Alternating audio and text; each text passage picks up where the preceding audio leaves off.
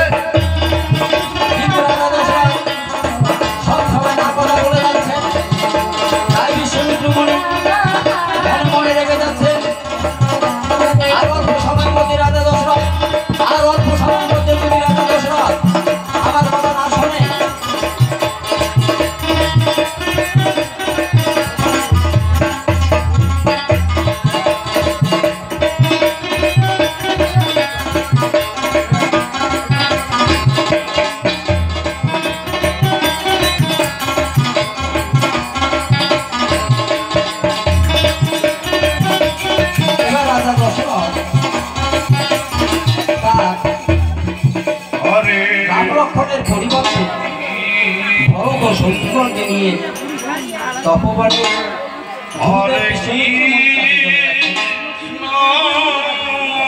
আর মনে মনে ভাবা চিন্তা লাগছেন।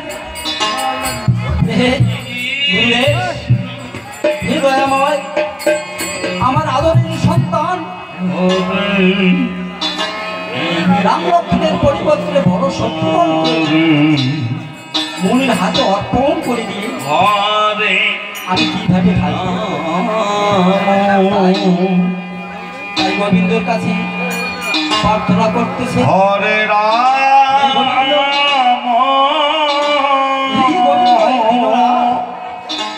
আমি আমি আমার আদরের সন্তান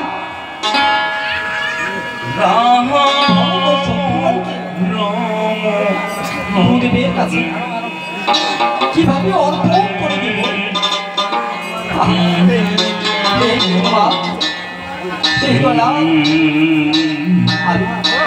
গুরুদেবের কাছে আমার সন্তানকে হাতে তুলে দিয়ে আমি বাড়িতে ইন্দ্রের কাছে কি জবাব দেব?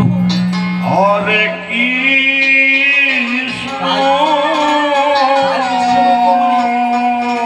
হাত পেতে দিচ্ছেন, কিন্তু রাজা দশরথ কোনো মতেই তার কথা কর্ণপাত করছেন না।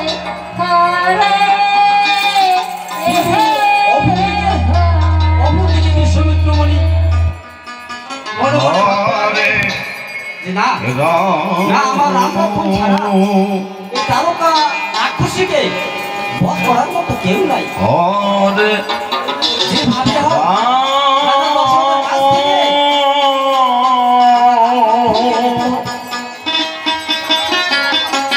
অপরদিকে রাজা দশরথ রাম লক্ষণের পরিবর্তে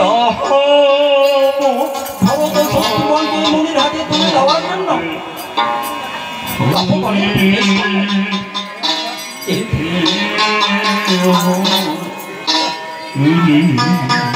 রাজা দশরথ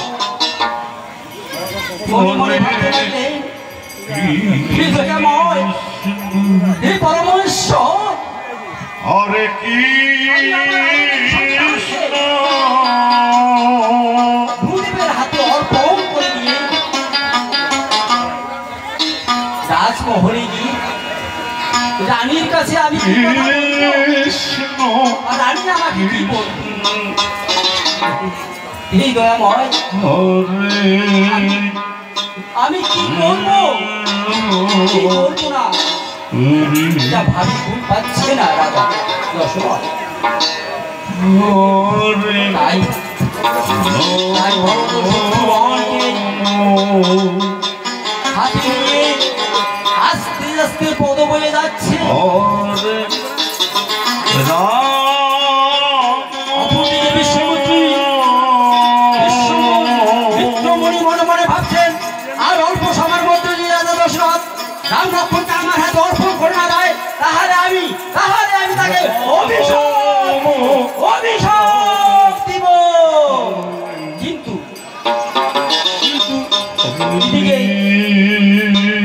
রাজা দশরথ কাকুতি মিনতি করে পায়ে ধরে বলছে, এই মণিবর, আমি কিভাবে আমার সন্তান আপনার হাতে অর্পণ করে দিব? আমি বাড়িতে গিয়ে রানীর কাছে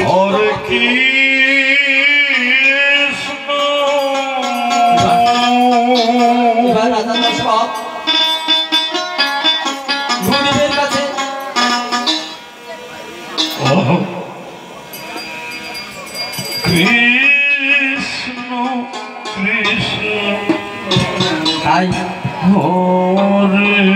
তাই রাম লক্ষণের পরিবর্তে ভরত শত্রুঘ্ন তার চরণে নমস্কার করছেন। আর রাজা বেকুল তো ভাবি মনে মনে কাটছে, হরে কৃষ্ণ। তাই গুরুদেবের কাছে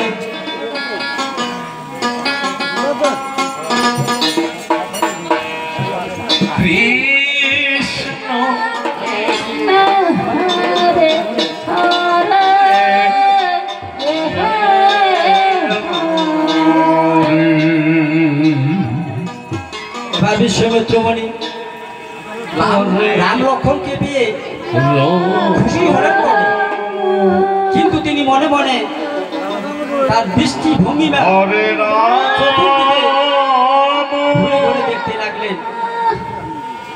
তার দৃষ্টি ভঙ্গিমায় অন্য অন্য মনে যাচ্ছে, কিন্তু তবুও তিনি মনে মনে ভাবলেন যে না, হয়তো সত্যি সত্যি রাম লক্ষণকে আমার হাতে অর্পণ করে দিয়েছে। তাই বিশ্বমিত্রমণি বনের চতুর্দিকে লক্ষ্য করে রাম লক্ষণকে বলছে, ওরে আমার ভক্ত, এই বনের মধ্যে হরে কৃষ্ণ তাকে কিন্তু নিধন করতে হবে। নিধন করতে গেলে যুদ্ধ বিদ্যা শিকার প্রয়োজন, কিন্তু ওদিকে ভরত শত্রুঘ্ন বলছেন যে না, না আমরা দুজনেই পাবো না।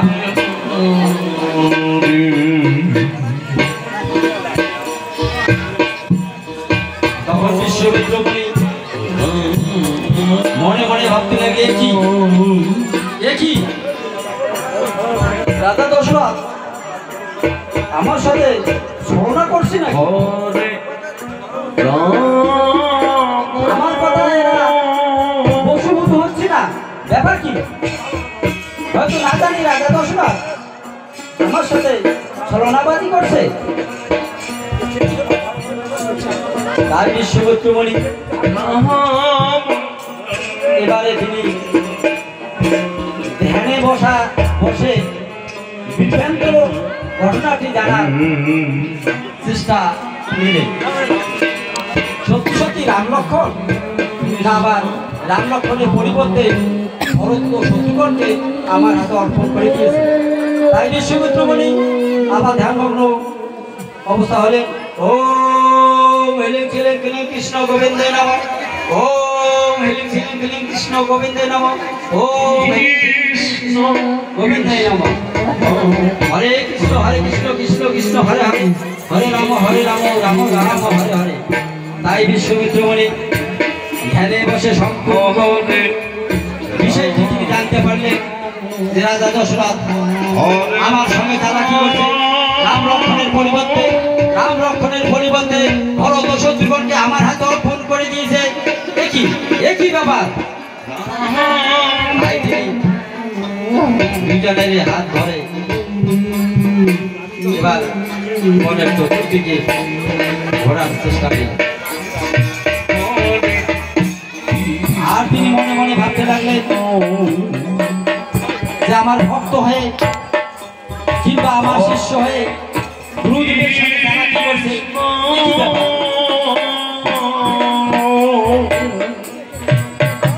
তাই বিশ্বমিত্রমণি চিন্তায় বিস্মিত হলেন যে রাজা আমার সাথে তারা কি করার কারণ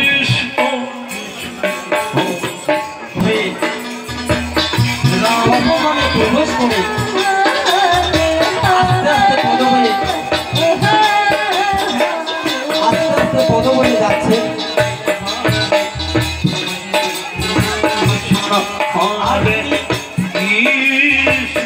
মনে মনে চিন্তিত হয়ে কি বলবো না এই ভাবনা হয়ে বললেন। তিনি মনে মনে ভাবতে লাগলেন আমার গুরুদেবের সাথে